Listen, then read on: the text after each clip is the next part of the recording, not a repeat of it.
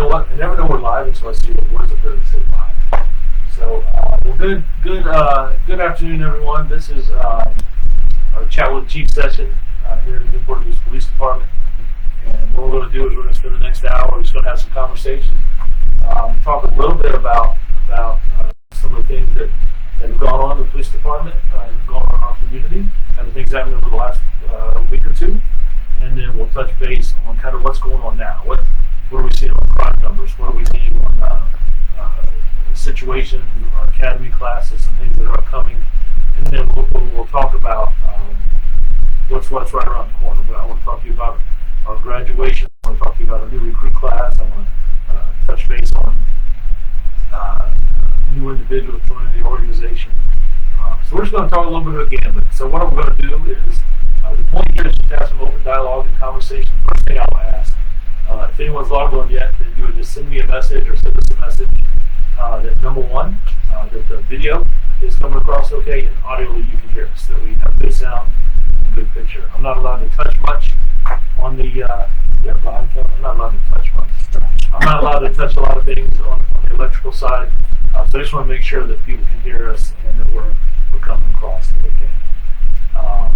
So yeah, we're just going to just share some things. I want to have open dialogue. If you have a question, I won't get too detailed about any cases. I don't want to disrupt anything the detectives are working on, but I do want to make sure we try to address some of the things back and forth.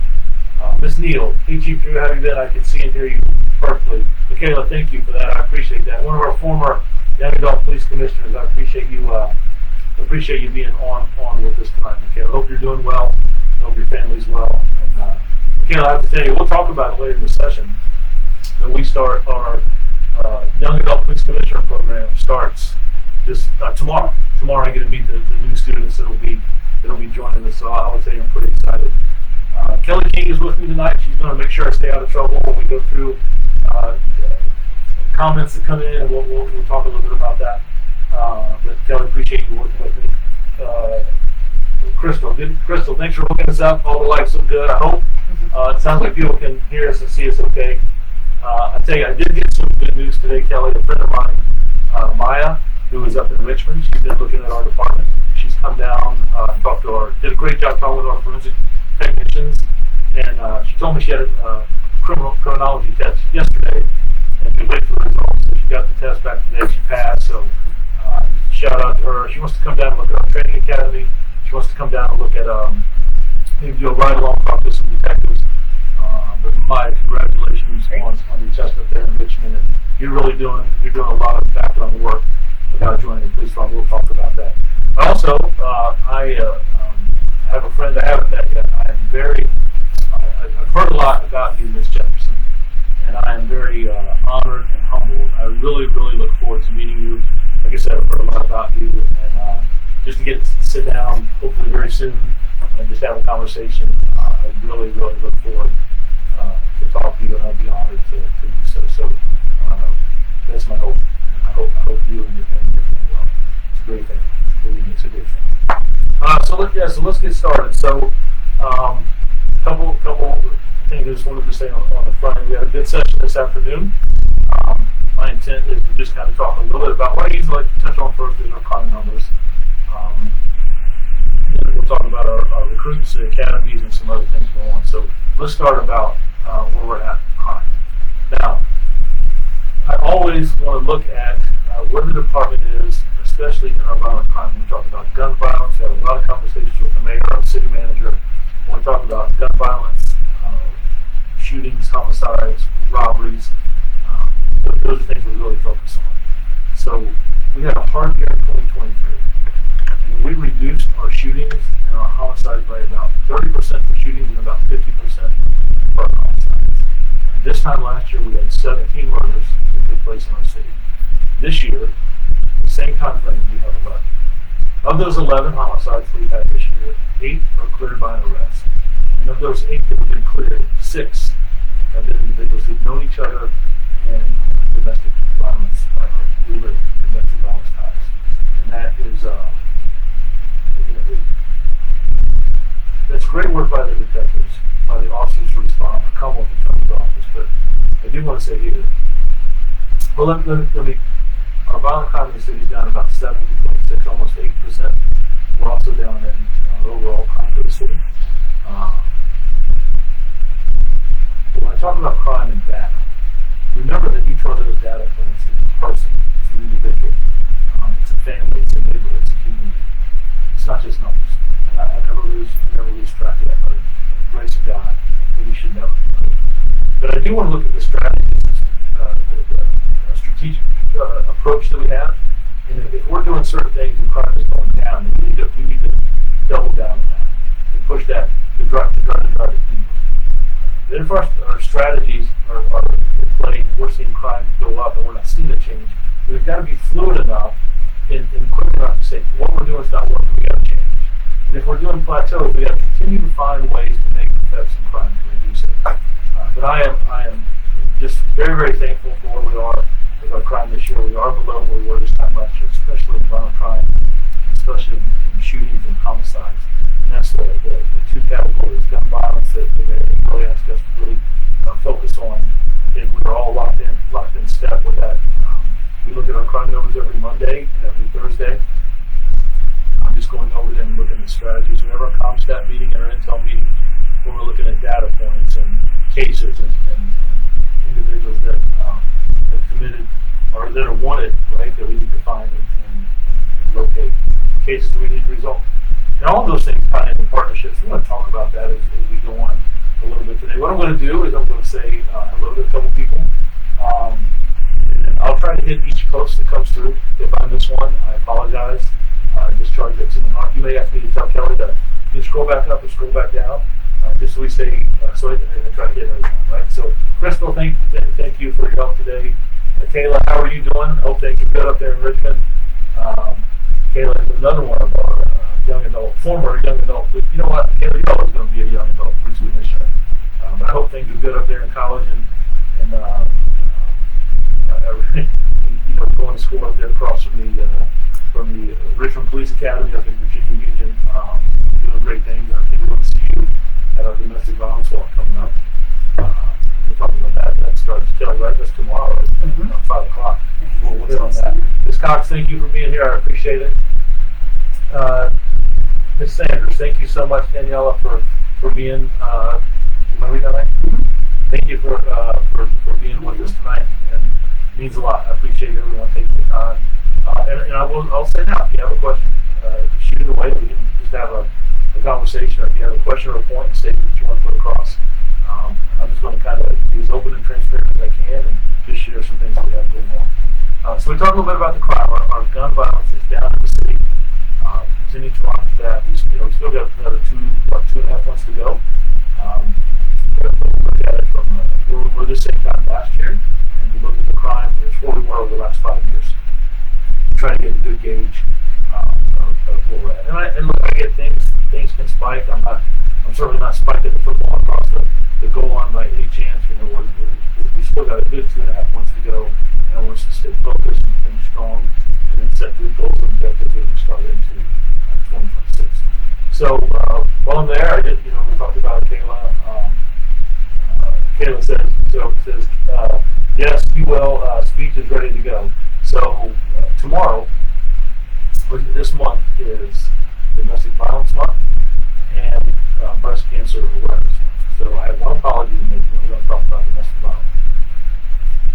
Several officers, including myself, have a pink badge that we wear during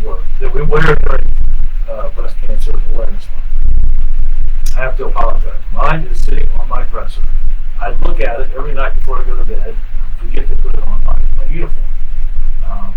So last week I was in Cincinnati. I got to go see my parents, my mom, dad, my sister, nieces, and nephews up in Cincinnati. And when I got back, started work at the end of last week. I just put it on my uniform. So I'm going to do my best to get it on there. Kelly, I'm going to have you text me tonight, first thing in the morning. Make sure you wear the bag, but wear the thing. And it's just important for awareness. So with that said, Domestic Violence Month is also a month about safety. And in the police department, we've done several things. You may have seen some of the marked police cars that we have that have domestic violence awareness. Tomorrow we will have a Kayla is going to do a speech. She is an excellent speaker. She will be at our domestic violence walk in the city center. So I'd like to invite viewers, I'd like to invite the city to come out to the city center tomorrow at the fountain. We're going to get together at 5 o'clock. There's going to be some speakers from the police department. I'm an attorney. Kayla, like I said, a former young adult police commissioner, now a college student. She's going to give some remarks. After we get, I think, there'll be a prayer, and after we finish, we're going to take a lap around the fountain, and then just kind of fellowship a little bit, have some conversation, and just highlight domestic violence awareness. We will have survivors. We'll have individuals that talk about good relationships. But I think it's important, and we talked about just earlier, right, that of the homicides we've had this year, 6 of those have been domestic related. And it's hard, right? We want people to see something, to say something. But so often domestic violence happens behind closed doors, in vehicles, not out in the open. At times it does, but not always. So it's my hope that people get involved. And Dr. Cheryl Chambers has put together a great program. We do have a domestic violence group, and I've just been impressed with the work that she's done.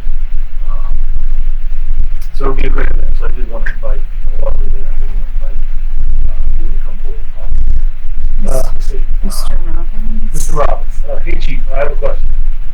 My grandmother lives just off of Lucas Creek Road, and I visit her every day. On certain days between 4 and 8, I notice that people are parking all the way down the side of Lynchville Road. Yep, I know exactly what you're talking about. Close to Riverview Farm Park. A serious safety concern because people and kids are walking out in front of cars, which can't see them, and the cars are pulling out, almost causes some crashes. I'm concerned about someone getting hurt while trying to cross the road. Additionally, the lane is reduced to half its size, and most of the time we have to cross the LVL line to get by. I would appreciate if you could take action to make the road safer during the evening hours. Thank you. Mr. Robbins, right? Just go back up. Mr. Robbins, Mr. Robbins, first of all, thank you. I do know the area you're talking about. I had not gotten any complaints. That doesn't mean that they're not there. Maybe it's because you were the first to make me aware of it at least. But it sounds like, it sounds like that you have some knowledge there, that you're out there, you live in that area. I think it's your grandmother, right? Did I read that right? So yeah, I'll certainly take a look at it. I'll share this with the precinct captain, the sector lieutenant, the lieutenant responsible for that geographical area, and the officers who patrol that and get that to them. So that's great information, my friend.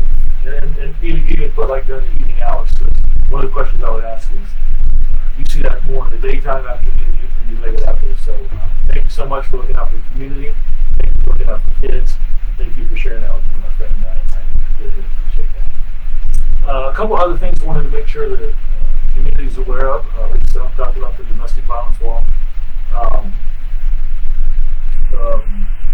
November, we have our police promotion ceremony. Now, we're going to be at Helping Kelly First Baptist Church, right? And right there at Warwick, and then Oyster Point right there, that corner. We do a lot of our graduations there. We had a large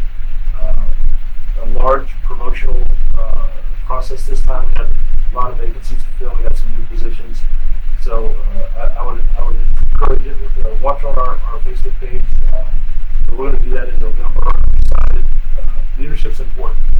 And we have a fantastic speaker. We already confirmed that today. Dr. Lyons, who does so much investing in us in leadership and making sure that we're investing in training and leadership, investing in people. Yeah, I talked about it this afternoon. She talks to me about how important community engagement is. Maya, my friend, hey, how are you? And so Maya, we were just talking about congratulations with everything. And it's good to have you on here as well. I appreciate it. Dr. Lyons talks about critical incidents, and she kind of relates them as like a match, a spark. And she talks about the community being grass. And she will tell me over and over, we've had these conversations. Samaya, you may have heard this before. She talks about if we have good relations in the community, it's like grass. And if we have strange we're not as engaged in our communities like dry grass, right? So something happens, right? If you spark that match and you drop it on dry grass, there may be some smoke, but the wind carries it away and you keep moving forward. Same situation, you light that match and you drop it on dry grass, where a strange relationship starts to that fire catches, and the wind, instead of blowing it away, it spreads. So we've got to make sure that we continue investing in our community, and I think that starts at the top when we talk about leadership. Just bring that all back around where we're investing in people. And the individuals who got promoted, they were going to recognize in November. They went through a promotional process, an assessment center, and then an interview. And all the interview was myself, one of the other assistant chiefs, and always bring in someone from the community. So we've had people from the Boys and Girls Club. We've had Dr. Cherry, a former councilwoman, former vice mayor, our department chaplain. We've had Jennifer Brooks from the NAACP. And what happens is civilians ask different questions. I may be looking at policy and procedure and how we handle this particular situation. Civilians will ask questions like, how are you going to interact with those young men? How are you going to interact with youth? What are you going to do for individuals that come in contact with that might be homeless or suffering drug addiction? And those questions that shows the importance of investing in people. Having civilians on our interview panel, I think, just makes us a better department. Makes us stronger. We look at things in some different ways. So Maya, I'm doing good. I hope you're doing well. I hope the grades are good. I know we always talk about that. I'll see you at the, again, Samaya is one of our young adult police commissioners as well. You know, Samaya, maybe one of these sessions, you got to do one of these Facebook sessions with me. You do all that social media much better than me. Instant chat, whatever they call it, right? You do so much better than I do. You should be sitting right here with me having conversations with young people. I'll share it tomorrow with the group. I try to go to every high school football game, Thursday night, Friday night, Saturday afternoon. So Saturday afternoon was a long day for us. I started out with Alzheimer's awareness walk Saturday morning. I went to a minute at the Boys and Girls Club about health and safety, health and wellness. I got to talk to several vendors there. And then I went to a football game. It was Woodside against Bethel. And so when I got there, I tried to at least do one, if not two laps, talk to the officers who were working, some individuals that are walking back and forth, at school security, they just do a great job. So I get over on the side of Woodside, and Woodside, the band is up in the stands, right? And time out or whatever, they get on, they do their thing, they're playing, and they're rocking it out. And the director says, hey Chief, we'd like you to get up sort of control. It's like a 5-step ladder and a small platform.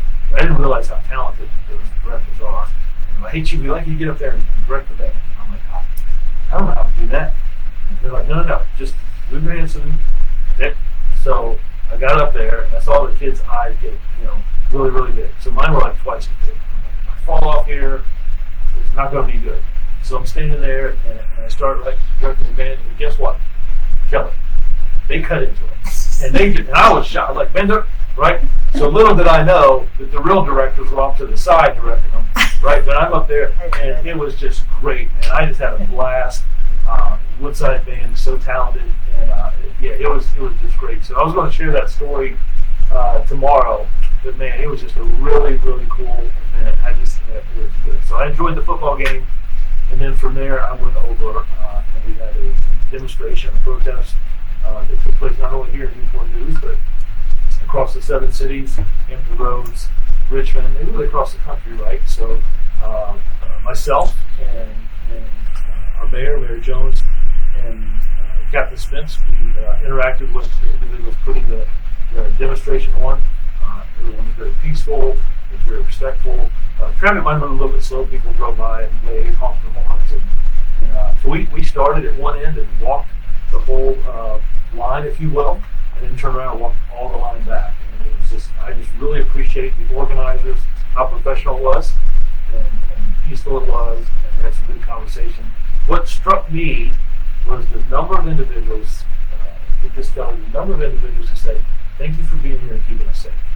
And I think that's it. We want peaceful protest, freedom of speech, but just interact. And I think that lowers tension. So I really want to thank Mayor Jones for walking with us.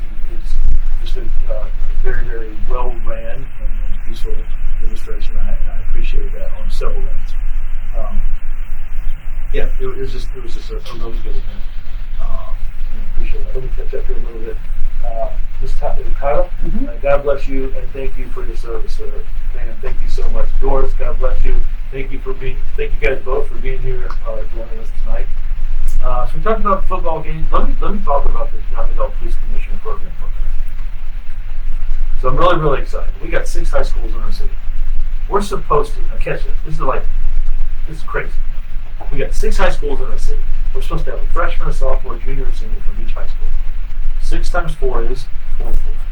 24 students that work with us every Wednesday all year long. And we do things on the weekends. We may do a community walk in our neighborhoods, in our communities, just knocking on doors and checking on individuals. We do things at the food bank. We'll do open forums at each of their high schools where those young adult police commissioners help facilitate a discussion between myself and other officers from their police department, whether it's forensic technicians, special victims detectives, and we're answering their questions and just having dialogue. And it's about 100 students, and it usually starts out slow, and then the questions really start coming. So the media outlets come, and Kelly King and her team here at Media Relations work with these young people to do interviews. I will oftentimes ask them to sit in and do interviews or speak. Every police graduation, every award ceremony, every memorial service, National Night Out, a high school student is a guest speaker. And that's powerful. I don't know if you'll see that anywhere else. That's powerful. To have a high school student to give encouraging and challenging remarks to recruits that sometimes are not much older than they are. I think that's powerful. So we're supposed to have 24 students. Tomorrow, so I got the numbers last Monday, a little shaky, and they refined them for me this week. So 24 students. Tomorrow, we're supposed to have 52. Now, I don't know if we're renting a charter bus to get everybody here, but if I got 52 young people in this city that want to interact with the police department, we're going to find a way to make it happen. And I know, some drop off during the year, some cut into sports and can't make all the meetings, but there will be a core group, I guarantee you. Talking about Kayla, who's been with us and graduated. Talking about Samaya, just does a phenomenal job. My friend Max, it's a great group. And I will tell you, we learned as much from those young people as they learned from us. We're going to do it every high school graduation. We're going to write. I got a couple letters right now that I'm working on. Letters for recommendations in the colleges or the military, the workforces. But man, those kids are just amazing. I think the youth in our city are some of the most talented young people. I would put our youth up against anyone. And I'm just proud of it. I think it's hard growing up today and all the social media things that are out there. It's challenging. But I am so impressed with all that what they do and accomplish. Yeah, Kelly, you should have seen me with the band. And I thought, oh, this is going to be bad, but that was really cool. I really enjoyed it. All right, Joy. I see that as well. That's hard road to travel with us. And Joy, are you referring to Mr. Robbins? I want to make sure. Okay, great. Kelly, did I hit everything? The concept I wanted to hit on? Did I leave anything off? Capture everything? I wanted to make sure we brought everybody up to speed. We talked about the commission. We talked about the promotion. I talked about the football game. Yeah, let's talk about the academy class for a second. So we have an academy graduation set forward. So we just had one earlier in the month, earlier in October.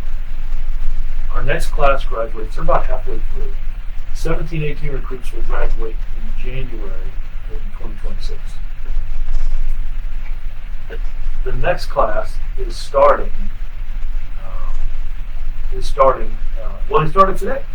And we're going to go meet them next week, myself and several members of the command staff. The class is 15 or 16 new recruits that are in the new class. They will graduate like in May, right before the summer. So I got to see them a little bit. They were here at headquarters, getting some photographs done, and getting their outfits or uniform outfits, getting their uniforms for the academy. We get to go see them next week, have a little conversation with them. Then tomorrow morning, my first meeting is early in the morning where we have our dispatchers, our 911 academy. And we're going to go to the academy there up on Warwick Boulevard, and we're going to have a conversation with them. Just walking into the department. I think dispatching is one of the hardest jobs in law enforcement. You're listening to citizens who are elevated that something happened, trying to get out as much information, and while they hear it, the dispatchers are also typing it, getting information, sending messages to the officers in the field, and then relaying that. And they really are, in my opinion, they are the first responders. They're able to calm things down, get good information, and get it out to the officers. They just do an amazing job. So that academy starts tomorrow. I think there's 7 in our class there. Val and Laura just do an amazing job teaching. It's just a good group. I really look forward to interacting with. So those are some good things. Our staffing levels are really coming along. The recruiters, Chandler and Watkins, the background investigators, are just doing a phenomenal job down there. I stay down there on the first floor. And like I said, a friend of mine up in Richmond is going to come down and take a look at the training academy and talk to some detectives and do it right along. And I got a call from a friend that I used to work with, and her daughter is going to come take a look at the department on Friday. And I think that's smart. I would encourage anyone that is thinking about going into law enforcement 2 things. Number one, if you're looking at law enforcement, I would love for you to take a look at the Newport News Police Department. Look at the things that we do in our community. Look at the outreach we have, the training that we have. We train twice as much as what the state requires for our recruits graduating. We do twice as much on in-service as the state requires. The technology that we have here is very, very progressive. With real-time crime center, camera systems, flock systems, license plate readers, if you will. Soon to have drones as a first responder. It takes an officer at a high priority call about 3 to 5 minutes to get there. And the lights and sirens are going through traffic. And the drone will be there in about 90 seconds. Probably less than that, but they say about 90 seconds. And all of the technology we have in this department, none of it is used for storage, or we can go look things up. No one's looking at who's so-and-so in their driveway, and what's going on in this area, what's going on in that area. They are put in our city. We utilize them for public safety. We have an elaborate policy and procedure on who can use them, when, and for what reasons. We also track it and log it. So if there's a car been stolen, we want to put the license plate into the system. The officer, why was this put in? Stolen vehicle. It occurred on such and such date. This is the make, model, and year of the vehicle. It was taken from this location. I can just tell you there's been a couple incidents just recently. We've had where we needed to locate a child, and being able, one was found in Georgia because of that technology, and the other was found here locally. So it's excellent tools. Like anything else, we want to make sure that we don't use that. And there are strong policies and procedures. We have people down from the state to look at our program and look at our technology we have and how we use it. It's not to spy on anybody. It's not anything with Big Brother. It's about keeping our community safe and also keeping our officers safe. So officers know, right, with that drone in the air, they can know what they're driving into as opposed to turning around the corner. They may walk right past the suspect or drive right past the suspect and go to the victim, and the suspect's just walking away. So it'll get us quick information fast. We get the same thing with a structure fire. Which way is the best place for the fire department to come in and address the fire or whatever the hazardous spill, whatever it might be. So I'm really looking forward to the technology we have. Sergeant Fleet, and now we think Sinclair over there is doing a phenomenal job. I'm really, really excited with the investment. And I'm thankful for the forward thinking of the department, our city manager, Alan Archer, Bill Clayton, and the mayor and our elected officials investing in technology, because I think that does make a difference. So we talked a little bit about the crime rate here in our city. We're seeing we've been blessed by just a really good year. That doesn't just happen. Phil and I were talking a little bit before we logged on today about some reporters had asked, Chief, what's the thing you're doing to drive crime down? And I get asked that a lot. So what I would tell you is, it is not, I think our mayor said it really well, that addressing crime is everyone in the city's responsibility, not just the police department. So when we talk about it's the contributions that are made by our Newport News Public Schools, our fire department, Chief Rogers, Howard Williams, Commonwealth Attorney's Office, our elected officials, the out in the community. It's the events that we put on. Right? It's the sheriff's office. It's the police department. It's neighborhood watch organizations. It's grassroots organizations that invest in people. Right? It's our churches and our faith leaders. And all of those, if you take all those entities, if you picture them all as a piece of the puzzle, when you put them all together, it creates a portrait, a framework, if you will. That's our strategy, our strategic plan to address crime, especially violent crime in our city. It's interacting with our youth, getting out of our comfort zone and going into the schools and having conversations with young people. Believe me, they know more what's going on in this community than we do. Right? They hear, and I will tell you, when there's threats made and something about hey, this is going to happen in the school, or we heard this, a lot of the individuals in schools will talk to their school resource officer. Why do they do that? I believe they do it because they care, and I believe they also do it because they trust their school resource officers. The relationships that we're building, those partnerships in the school, that really matter. Sheila. Hey, Chief, there are a lot of drug dealing corner stores here citywide, and Paul and Marie. Please join together with Hampton Police to get rid of this problem. We have children and old people in that area that are sick of this. Well, Ms. Sheila, I greatly appreciate that. Appreciate you sharing that with me. We have a great relationship with the Hampton Police Department. Chief Wyman is outstanding. We talk very often. So absolutely, I'll take a look at that. I don't know. I have to talk. Matter of fact, we have a briefing by cases from the Special Investigation Division, our narcotics individuals, the gang individuals, gang detectives, and our fugitive individuals. So I will ask them about this area if there's any complaints. I'll also talk to the precinct captain to see if they've had any complaints, that sectional lieutenant and the beat officers who know. And then we have a crime analyst who's a civilian in each of our 3 precincts, and our homicide division, our aggravated assault, our special investigation division, our gang division, and also one that deals primarily with youth in our schools. So we'll take a little bit and see what we have on that location. I'll get that off of the internet off Facebook. See, that's why I don't know the terms. Right? I'll get it off of Facebook before I leave, and we'll have that conversation. I think I'm meeting with them on Thursday, but I'll put it out to them tomorrow. Maybe they can let me know kind of what we have history-wise in that location. So thank you, Sheila, for doing that. That's you and Mr. Riley both. That's exactly why we share this information, and I appreciate that. All right, so we talked about technology. The other thing about technology is it's important to make sure that we're bringing that in and sharing it with our community, sharing it with our citizens. NAACP has seen it. Students have seen it. They'll see it tomorrow, or at least that Commissioner will eventually see it. We do several Citizens Academies. Monica White does an amazing job. She runs about 3 Citizens Academies a year. Anna Whalen, who do our volunteer program. CPAAA is kind of alumni who have gone through the Citizens Academy. They have seen it.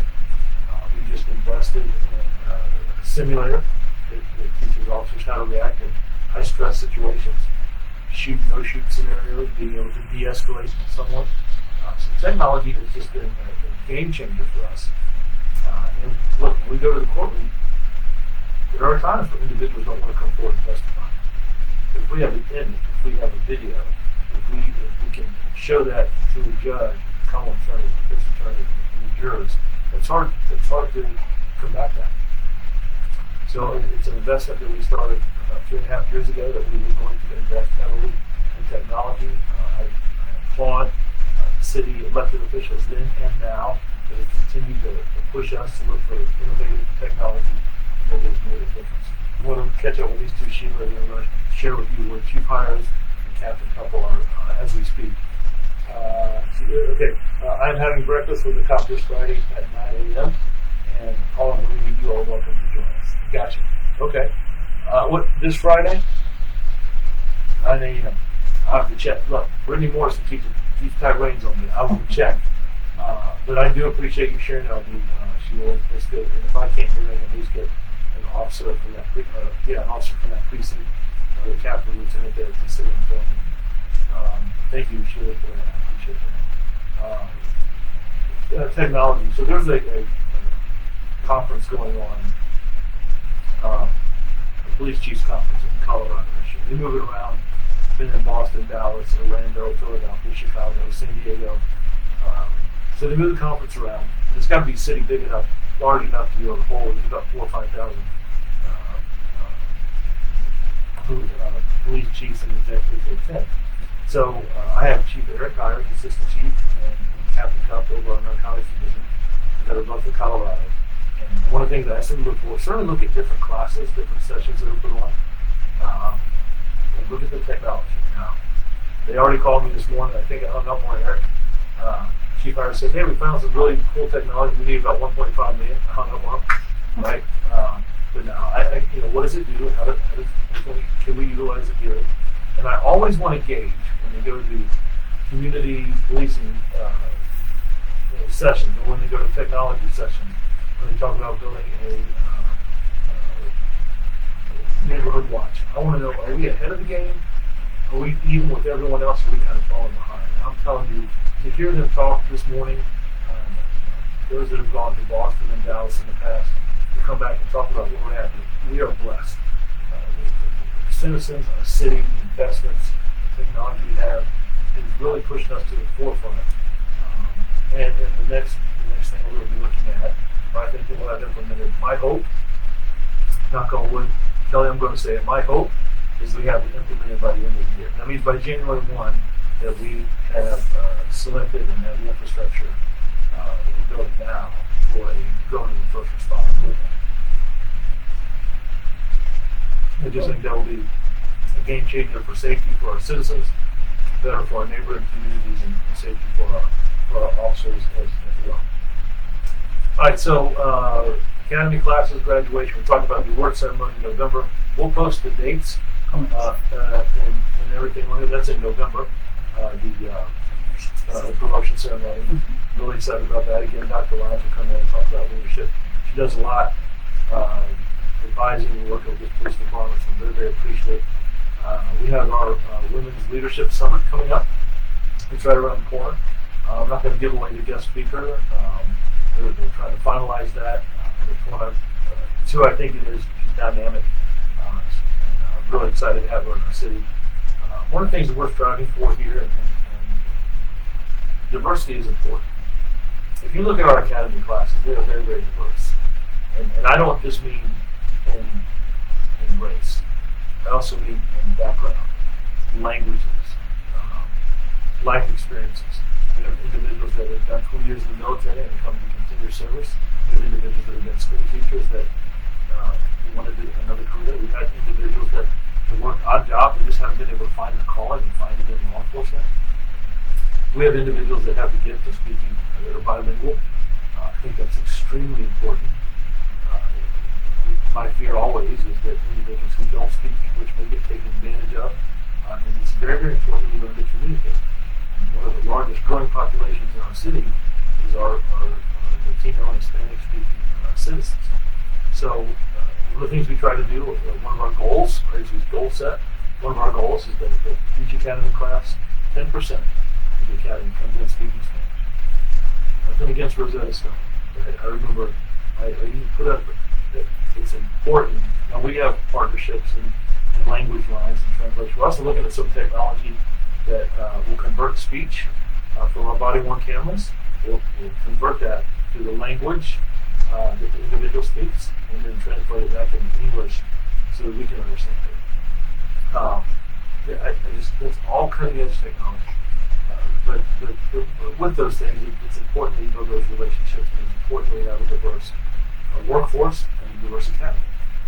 So how do they, Chief, what do you give them that? So I'm going to come back to investing in women. For years, decades, generations, law enforcement has been a male-dominated profession. More and more, we're seeing women join the department, and we're seeing them in different positions.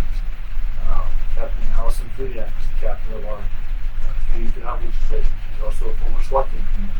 Lieutenant Collins is over our recruiting division. Melissa Potter was just over our special victims, and she was just promoted to lieutenant. And that's going to be working up in the north of Douglas City. Lieutenant Morgan is a second lieutenant in Central Precinct. Works a lot with the juveniles in City Center. And my point in that is, what I'm trying to do is foster leadership. Sometimes individuals may not take a promotional process or may not want to apply for a particular division or unit. And so we're going to bring in, we're on a day set for the women in our department. Most departments, I wish Captain Fudiak was here. Her and Lieutenant Collins really are really good with the numbers. I think most departments are somewhere around 17, 18%. I may be a little high. I might be too high. Is that right? That's right. Right. So I should ask you, Kevin. About 17, 18%. I think we're hovering right around. We're 21.92, so I'd say 22. 21.92. So right around 21.92. Right around 22. And our goal is to be at 30% by the year 2030. I looked at our last class and this class, and the class that's going to graduate. They coming in January, and we're moving in the right direction. So we're going to have a summit we've done it for the last 5 or 6 years. There's a group of female leadership in our department that put it together. They bring in different speakers. Dr. Lyons has spoken to that before. We had our city manager, Cindy Ross, speak to that before. So they'll have some different sessions and talk about some challenges that are unique to women in law enforcement. And this year there will be some men attending the sessions as well. So I just think that's important. I'm really proud of the work that they do, and I think that's important. I want to continue to reinforce that. It's not changing any standards. It's about encouraging people. The more diverse we are, the better the police department is. If everyone looks the same and acts the same and thinks the same, we're all doing things one way. And you have to be able to convert and do things different ways to address crime, to address individuals that need assistance and help. It doesn't matter if we're talking about individuals that are homeless, individuals that have drug addictions, whether it's violent crime, property crime, domestics, neighborhood disputes, whatever it might be. Diverse department, diverse workforce has been very beneficial for us. And I really, while I'm there, really just thank the men and women for the work that they do in this profession across the country, but especially here in Newport News.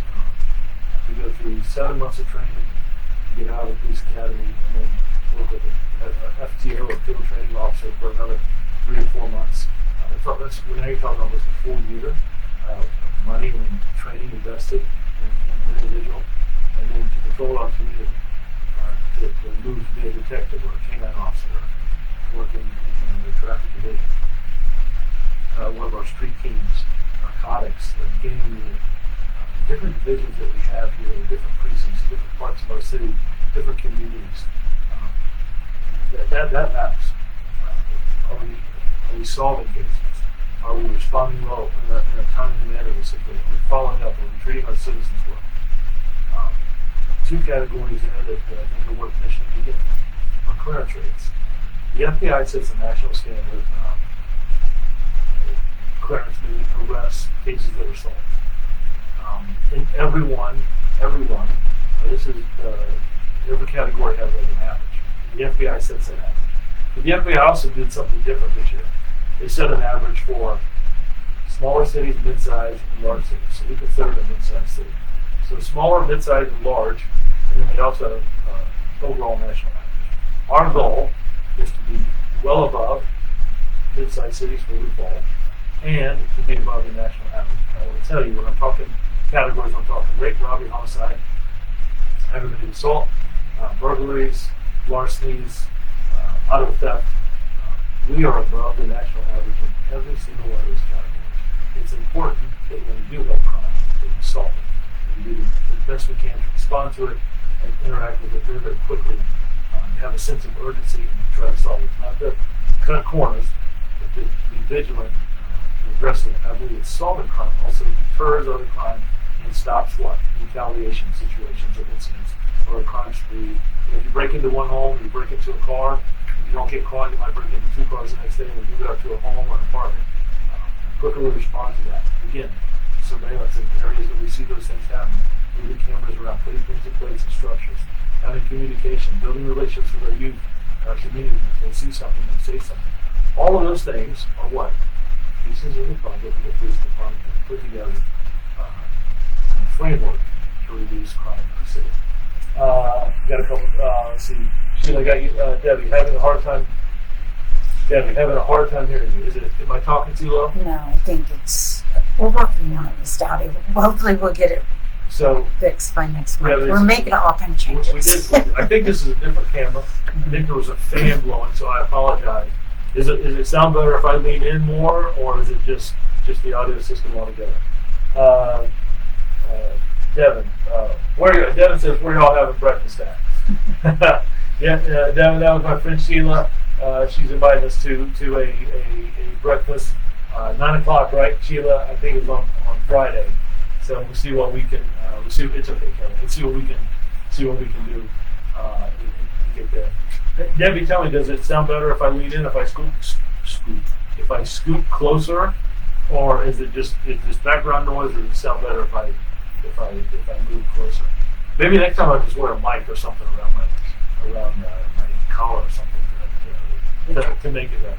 Let me just scoot up something. See that? It might be me.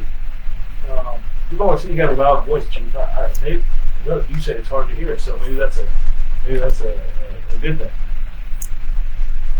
We're still working out the kinks to bring the system. And if you didn't know, Debbie says yes, so it's better if I move forward. Okay. If you didn't know, we kind of got a new setup. We've got a new banner behind me. It's white on this side and blue on the other side. We have a strobe And light. a little strobe light that's going on. But you know what though? I'm just telling you now. Catch this. We're a few days away from Halloween. You know what I'm saying? Sorry. Some crazy stuff is going on in this room right now. But Debbie says it's background noise. So that's also Okay. very good. But we do have a new banner behind us. The old one, I saw him carrying it out today. It had been getting a little wrinkled and had seen his better days. And I'm like, wait. I'm like, Chief, the new banner came in. So this one is double-sided, blue on one side, white on the other. So it's a little bit different look. So we're using that for some of the promotions and promos that we do. I'm going to ask, please stay up to speed with us on things on our Facebook page. I think we're up to 69,000, 70,000 followers. We're 67 pounds. 67,000 followers on Facebook, so we're putting out good stories. I've been catching these Fast Five. Man, they got me the other day. About a month ago, and myself and Chief Creswell were teasing each other. And I think I saw Detective Kemp. I think just did one. Jerissa Stewart has done one, and it's just good stuff. And it's just learning a little bit about men and what we do this job. So I think that's it's good fun. We joked about the light pocket here. Halloween is right around the corner, so I want to make sure before I get off here, there's going to be kids out trick or treating. I think we have a kind of a trick or treat at North Precinct, a trunk or treat up at North Precinct. There will be several individuals. The fire department, the police department will be up there. That reminds me, Kelly, when you remind me to get that badge on tomorrow, I also need to buy some candy and donate it to the giveaway. So if kids are going to come out and you want to come up to North Precinct, there's going to be officers up there passing out candy and having some interaction. So we'll see some ghosts and goblins and some police officers and maybe one or two firemen, but mostly police officers. Much nicer uniform, right? And look, I told the guys, do not buy that cheap candy. Right? I don't want to see candy corn, right? No way. Right? I want to see some Snicker bars up there, some Milky Way, Reese Cups, Reese Pieces. But yeah, I don't want to see candy corn and that hard taffy. I don't know. Well, Tootsie Roll still a big thing. I know it's a Tootsie Roll. If you're going to do a sucker, it better have a Tootsie Roll or some bubblegum, right? Not just show me a little bit.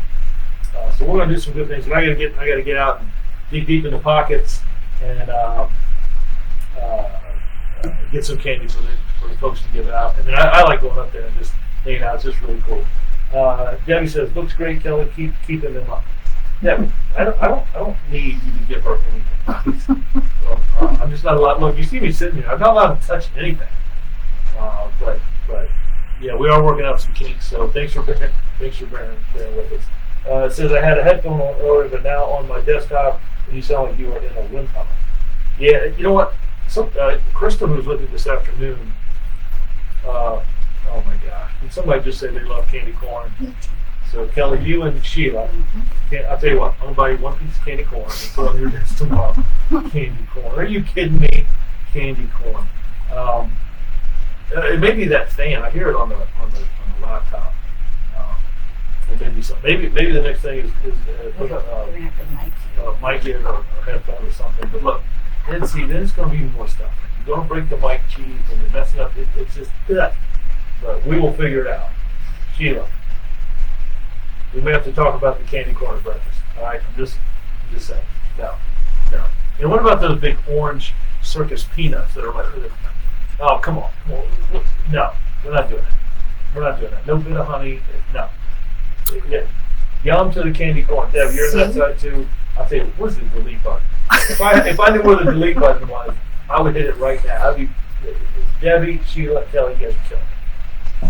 Samaya, are you or Kayla back on there? Can you talk to me about some candy that young people have?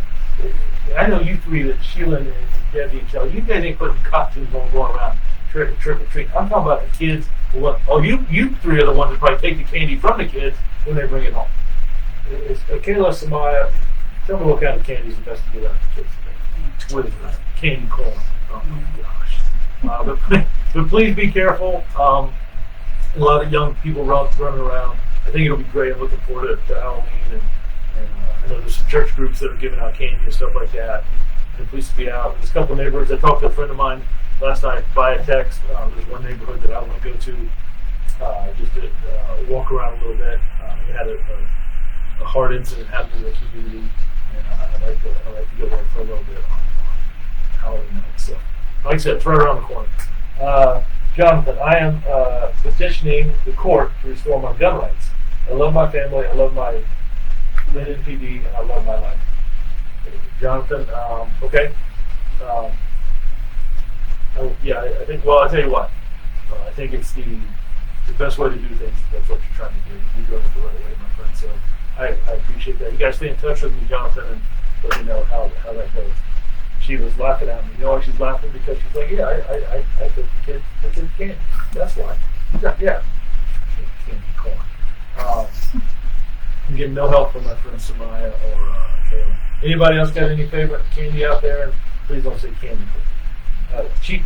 Joy, thank you. Cheap candy. No, only the good stuff, as you said. Snickers, that's what I'm talking about. Baby Ruth, Reese's, there you go. And my mom was widowed and brought only Russell Stovers at Easter. Joy, thank you. Coming to the 21st century, right? Candy corn or Snickers bar. Nobody is grabbing the candy corn. You know, you can leave that out all year long and never get that. Nobody's grabbing the candy corn over a Snickers bar. That's just not happening. Nobody's doing that. You look your way to Snickers bar, here's candy. Don't even wrap it, right? They don't even wrap it. It can stand the test of time. You open up, Kelly, you open up those time capsules like 50 years later, somebody's going to find a piece of candy corn that still tastes the same. You're probably right. I can't imagine what it does. Joy, here's to you. Thank you. That's great. I tell you, it's, when I was coming up, we'd do community meetings and citizens would show up, and sometimes it's hard for people to get out. There's so much stuff going on, and I was kind of leery about doing these sessions, but being able, and Kelly and I talk a lot about how's the best way to get a message out and have interaction. So these chats with the chief sessions are just a way. They're just a way. Debbie, stop messing with me. They're just a way to have some open conversation, stay in touch. It's important. I want you to know things that are going on in the department. When's the next academy? How's your staffing look, Chief? What are you looking for? What's the secret to bringing in a new recruit? What are you looking for in your department? Individuals who think outside the box, people who care about other people, people who have a creative. Everything else we teach them is back-end belt, policies and procedures, search and seizure. I'm looking for individuals who care about other people. I can't teach you that. You've got that here. I can show you the benefit. That's who you are with your values, morals, your faith, how you were brought up, the people that have influenced you. You're going to write a better report for somebody you care about. You're going to do a follow-up on somebody you care about. You're going to interview someone, a victim or a suspect. If you treat them with respect and care about them, you're going to do a better job. So that's what I'm looking forward to bringing to the department. And that's one of the reasons we have these conversations, right? To market our police department, to expose us a little bit, open the doors. That's why we're doing our Citizens Academy. That's why we're doing our senior academies. We did 3 youth academies, including a drone academy over the summer. That's why we're doing pickleball over spring break. Who would have ever thought that officers would like to go out and play pickleball? And they get pretty competitive against high school kids, right? And there's some ringers out there. Like, how in the world, Corey, did you learn to put backspin on a pickleball? How does that happen? So just engagement, I think, being open, being in our community, I think that leadership, I think, starts from the top. And really, when we talk about recruiting, I think that the best way that we do recruiting is by word of mouth, the people that talk to other officers about the Newport News Police Department. And that kind of takes me back to where we started. I want people to do their homework. And you can tell people when they sit down and chief, I looked at X amount of departments. This one made more money. This one had better benefits. This one had this. This one had that. This one had better technology. This one has better equipment. And I asked them, why did you choose Newport News? And I'm not comparing us to anybody else. I'm just telling you what individuals who sit across from me. It's not really been the equipment or the technology, training. What I get, the number one answer is you see what all you guys do. You see your interaction. You see your investment in people. And that is what I want our department to be known for. Those things help us reduce crime, solve crime, build informants who can give us information on individuals that are involved in the illegal drug trade. They can share information, that are willing to come forward, that they trust officers in the department. That I do think there's someone that's having elder abuse. I do think there's someone here that's having child abuse. I do think there's a domestic violence situation going on at this location. That's why we do so much investment. And that starts with our youth, with our young people. I'm thankful that we're able to partner with Dr. Mitchell, Newport News Public Schools, and all the interactions we have. I'm thankful that we have SROs in the schools, not to police the schools, but to build relationships, partnerships, and protect the most valuable commodity we have, our youth. Well, I know we're pushing up on time. Debbie's still on me on the candy corn thing. Crystal says we might want to check out because we might be sitting in the dark if we don't. Oh, did she text you that? Yes. Yeah, Crystal, look, I know it's like Halloween. It's like, look, Kelly and I are the last 2 here, and one light went out already, and I don't know. I'm surprised there's no music playing. But yeah. But we are getting close. Let's spend about 2 more minutes. I want to thank the men and women who do this job day in and day out. I want to thank you for the long hours you put in. You see things and respond to things that I wish no one ever had to see or respond to. And psychology tells us that doesn't go out of our mind, right? We suppress it. We deal with that with some kind of physical activity or reading, some outlet. It's got to come out somewhere. Physical exercise, sports, your faith, your family, your friends, activities, hiking, whatever it might be. I don't want it to turn into depression, sitting home thinking about things that you see. I don't want it to turn into alcohol, destructive behavior, being frustrated with this profession. We're doing some investing in helping wellness. Allied Connect is going to be a new app for us to talk to a psychologist on our phone. A new guide that will help us select critical incidents that people respond to that are going to trigger a point system, a value system that want to make sure we have someone reach out to that individual that went to a suicide or traffic fatality and maybe a shooting all in the same week. That's someone that want to make sure they're okay, right? If they're able to go to those scenes, talk about it. And we have professionals here, we have psychologists, but we continue to invest in the health and wellness of our officers. And that's just why I wanted to thank the men and women who do this job. Our dispatchers, the folks working behind the scenes in the records division, our crime analysts who crunch numbers and patterns, our media relation that highlight the work that we do. And the officers, day and evening, they're out there patrolling our streets at 2 in the morning, and most of us are home asleep. Just appreciate all of you make this city safer and our department better. And I want to thank each of you for choosing the city. You could have gone anywhere you wanted to work, and you chose Newport News, and I appreciate that. That's why I get excited when we get a new academy class, and that's why I get excited when we do promotions. That's why I get excited when we have a class that's getting ready to graduate. Those are individuals that are going out here and doing the work in this city. Debbie, thank you. I appreciate that. Joy, thank you so much for these chats. I'm sure you know everybody did this. No, wait, what did I say? Thank you so much for these chats. I'm sure you know nobody did this before you. Joy, thank you. I don't know about that. I'll take your word for it. Maybe they were too busy eating candy corn and you couldn't flip the switch. Sheila, thank you. I appreciate that. Hopefully we can do something for breakfast, a cup of coffee. I should have, you mentioned coffee. So was it last week or a week and a half ago? There was Faith and Bloom Week that we had. So we did multiple things. There had pastors and clergy that came here to our police headquarters. They said a prayer over the department. They said a prayer over the officers doing this work. We prayed for our community. We had coffee, clergy, and cops do what you're talking about, Sheila, getting together and just having a cup of coffee at a local establishment. We did it in all 3 precincts. We did blessing of the badges where our chaplains went into each precinct with different shifts and prayed with the officers there, prayed for their safety. And I think those things matter. I get an email just about daily from someone that says, Chief, I'm praying for you in the department. And I believe God has greatly blessed our city. And I appreciate the work that faith leaders do.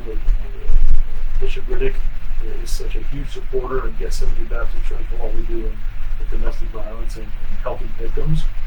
Pastor Swan and Camille Johnson, Harvest Church, Calvary Chapel, should have never started. Pastor Maxwell, who's chaplain, we do so many events at New Beach Grove, his church there, mentoring me, and I'm just thankful for that. I'm thankful for the relationships we have and continue to build and make us a better city. So look, it's 7:01. We started a little early, and pretty close to time, but I appreciate you all. Congratulations on the college students that chimed in. Congratulations on some recent grades I heard about. And like I said, Ms. Jefferson, I look forward to be very honored to sit down and talk with you. So, Joy, thank you very much. I appreciate that. So I'm going to get off here. We'll do this again in November. Remember, Halloween right around the corner. Please be safe. Look out for one another. Look out for one another. God bless you all. And thank you for spending a little bit of time with me, even though somehow we got talking about candy corn and chocolate chip. So I remember this one. So God bless. Take care. We'll do this again next time.